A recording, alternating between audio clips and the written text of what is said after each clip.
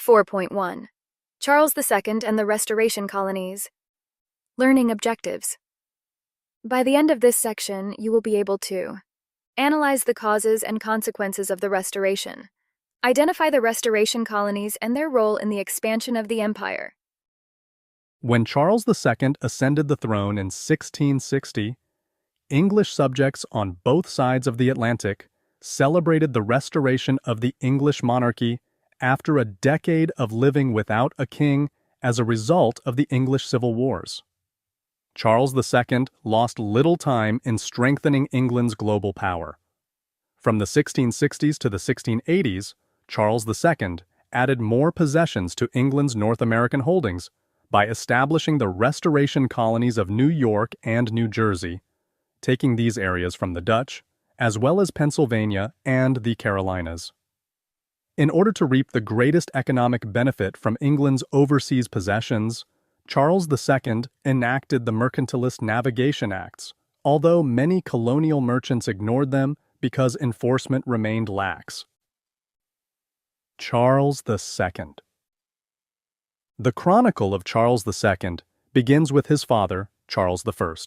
Charles I ascended the English throne in 1625 and soon married a French Catholic princess, Henrietta Maria, who was not well liked by English Protestants because she openly practiced Catholicism during her husband's reign. The most outspoken Protestants, the Puritans, had a strong voice in Parliament in the 1620s, and they strongly opposed the king's marriage and his ties to Catholicism.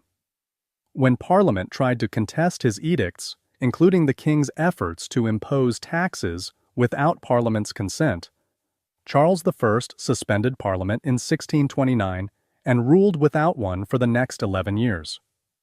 The ensuing struggle between the king and Parliament led to the outbreak of war. The English Civil War lasted from 1642 to 1649 and pitted the king and his royalist supporters against Oliver Cromwell and his parliamentary forces. After years of fighting, the parliamentary forces gained the upper hand, and in 1649 they charged Charles I with treason and beheaded him. The monarchy was dissolved, and England became a republic, a state without a king. Oliver Cromwell headed the new English Commonwealth, and the period known as the English Interregnum, or the time between kings, began. Though Cromwell enjoyed widespread popularity at first, over time he appeared to many in England to be taking on the powers of a military dictator. Dissatisfaction with Cromwell grew. When he died in 1658 and control passed to his son Richard, who lacked the political skills of his father, a majority of the English people feared an alternate hereditary monarchy in the making. They had had enough and asked Charles II to be king. In 1660, they welcomed the son of the executed King Charles I back to the throne to resume the English monarchy and bring the interregnum to an end. The return of Charles II is known as the Restoration. Charles II was committed to expanding England's overseas possessions. His policies in the 1660s through the 1680s established and supported the Restoration Colonies: the Carolinas, New Jersey, New York, and Pennsylvania. All the Restoration Colonies started as proprietary colonies. That is, the king gave each colony to a trusted individual, family, or group. The Carolinas. Charles II hoped to establish English control of the area between Virginia and Spanish Florida. To that end, he issued a royal charter in 1663 to 8 trusted and loyal supporters, each of whom was to be a feudal-style proprietor of a region of the province of Carolina. These proprietors did not relocate to the colonies, however. Instead, English plantation owners from the tiny Caribbean island of Barbados, already a well-established English sugar colony fueled by slave labor, migrated to the southern part of Carolina to settle there. In 1670, they established Charlestown, later Charleston, named in honor of Charles II, at the junction of the Ashley and Cooper Rivers. As the settlement around Charlestown grew, it began to produce livestock for export to the West Indies. In the northern part of Carolina, settlers used sap from pine trees to create tar and pitch used to waterproof wooden ships. Political disagreements between settlers in the northern and southern parts of Carolina escalated in the 1710s through the 1720s and led to the creation, in 1729, of two colonies, North and South Carolina.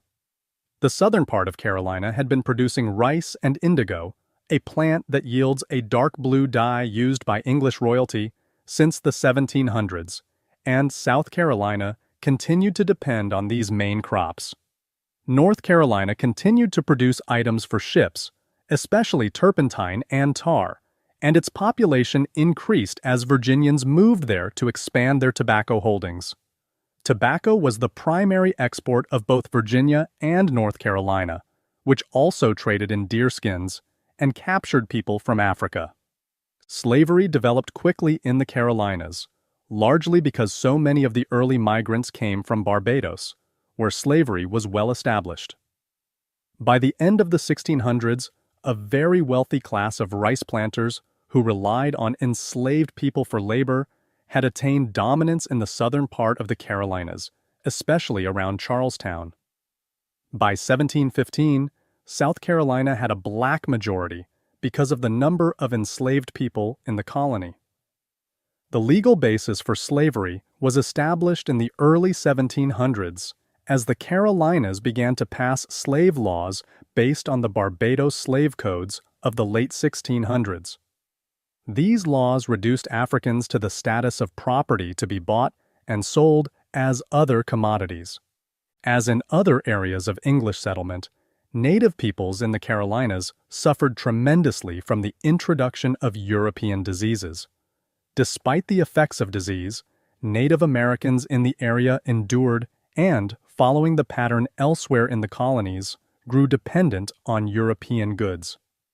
Local Yamasee and Creek tribes built up a trade deficit with the English, trading deerskins and captive people for European guns. English settlers exacerbated tensions with local Native American tribes, especially the Yamasee, by expanding their rice and tobacco fields into Native American lands. Worse still, English traders took Native women captive as payment for debts. The outrages committed by traders, combined with the seemingly unstoppable expansion of English settlement onto native land, led to the outbreak of the Yamasee War, 1715 to 1718, an effort by a coalition of local tribes to drive away the European invaders. This native effort to force the newcomers back across the Atlantic nearly succeeded in annihilating the Carolina colonies. Only when the Cherokee allied themselves with the English did the coalition's goal of eliminating the English from the region falter. The Yamasee War demonstrates the key role native peoples played in shaping the outcome of colonial struggles and, perhaps most important, the disunity that existed between different native groups. New York and New Jersey. Charles II also set his sights on the Dutch colony of New Netherland. The English takeover of New Netherland originated in the imperial rivalry between the Dutch and the English. During the Anglo-Dutch Wars of the 1650s and 1660s, the two powers attempted to gain commercial advantages in the Atlantic world. During the Second Anglo-Dutch War, 1664 to 1667, English forces gained control of the Dutch fur trading colony of New Netherland, and in 1664, Charles II gave this colony, including present-day New Jersey, to his brother James, Duke of York, later James II. The colony and city were renamed New York in his honor. The Dutch in New York chafed under English rule. In 1673, during the Third Anglo-Dutch War, 1672 to 1674, the Dutch recaptured the colony. However, at the end of the conflict, the English had regained control. The Duke of York had no desire to govern locally or listen to the wishes of local colonists. It wasn't until 1683, therefore, almost 20 years after the English took control of the colony, that colonists were able to convene a local representative legislature. The Assembly's 1683 Charter of Liberties and Privileges set out the traditional rights of Englishmen, like the right to trial by jury and the right to representative government. The English continued the Dutch patroonship system, granting large estates to a favored few families. The largest of these estates, at 160,000 acres, was given to Robert Livingston in 1686. The Livingstons and the other manorial families who controlled the Hudson River Valley formed a formidable political and economic force. 18th century New York City, meanwhile, contained a variety of people and religions, as well as Dutch and English people. It held French Protestants, Huguenots, Jews, Puritans, Quakers, Anglicans, and a large population of enslaved people. As they did in other zones of colonization, native peoples played a key role in shaping the history of colonial New York. After decades of war in the 1600s, the powerful Five Nations of the Iroquois, composed of the Mohawk, Oneida, Onondaga, Cayuga, and Seneca, successfully pursued a policy of neutrality with both the English and, to the north, the French in Canada during the first half of the 1700s. This native policy meant that the Iroquois continued to live in their own villages under their own government while enjoying the benefits of trade with both the French and the English. Pennsylvania. The Restoration colonies also included Pennsylvania, which became the geographic center of British colonial America. Pennsylvania, which means Penn's Woods in Latin, was created in 1681, when Charles II bestowed the largest proprietary colony in the Americas on William Penn to settle the large debt he owed the Penn family.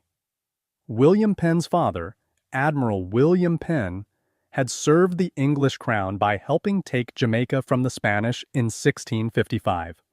The king personally owed the admiral money as well. Like early settlers of the New England colonies, Pennsylvania's first colonists migrated mostly for religious reasons.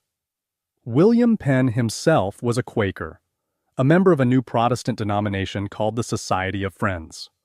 George Fox had founded the Society of Friends in England in the late 1640s, having grown dissatisfied with Puritanism and the idea of predestination. Rather, Fox and his followers stressed that everyone had an inner light inside him or her, a spark of divinity.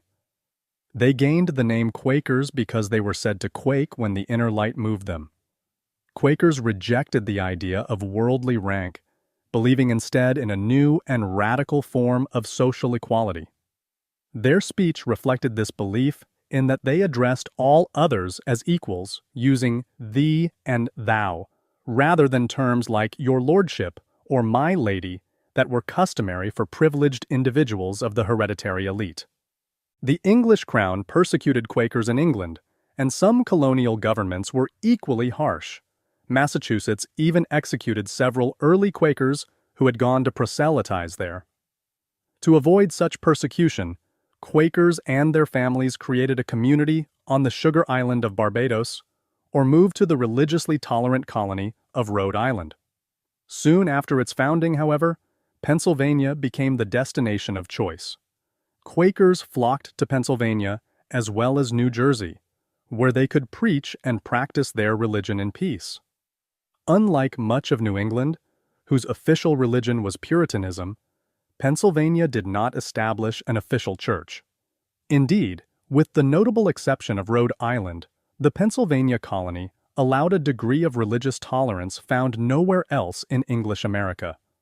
To help encourage immigration to his colony, Penn promised 50 acres of land to people who agreed to come to Pennsylvania and completed their term of service. Not surprisingly, those seeking a better life came in large numbers, so much so that Pennsylvania relied on indentured servants more than any other colony. One of the primary tenets of Quakerism is pacifism, which led William Penn to establish friendly relationships with local native peoples. he formed a covenant of friendship with the Lenni Lenape, Delaware tribe, buying their land for a fair price instead of taking it by force. In 1701, he also signed a treaty with the Susquehannocks to avoid war. Unlike other colonies, Pennsylvania did not experience war on the frontier with native peoples during its early history. As an important port city, Philadelphia grew rapidly. Quaker merchants there established contacts throughout the Atlantic world and participated in the thriving African slave trade. Some Quakers, who were deeply troubled by the contradiction between their belief in the inner light and the practice of slavery, rejected the practice and engaged in efforts to abolish it altogether. Philadelphia also acted as a magnet for immigrants who came not only from England, but from all over Europe by the hundreds of thousands. The city, and indeed all of Pennsylvania, appeared to be the best country for poor men and women, many of whom arrived as servants and dreamed of owning land. A very few, like the fortunate Benjamin Franklin, a runaway from Puritan Boston, did extraordinarily well. Other immigrant groups in the colony, most notably Germans and Scots-Irish, families from Scotland and England who had first lived in Ireland before moving to British America, greatly improved their lot in Pennsylvania. Of course, Africans brought into the colony to labor for white enslavers fared far worse. Americana. John Wilson offers reward for escaped prisoners. The American Weekly Mercury, published by William Bradford, was Philadelphia's first newspaper. This advertisement from John Wilson, gaoler, jailer, offers a reward for anyone capturing several men who escaped from the jail. Broke out of the common goal of Philadelphia, the 15th of this instant February, 1721, the following persons. John Palmer, also Plumley, alias Payne, servant to Joseph Jones, run away and was lately taken up at New York. He is fully described in the American Mercury, November 23, 1721. He has a cinnamon-colored coat on, a middle-sized fresh-colored man. His master will give a pistole reward to any who shall secure him, besides what is here offered.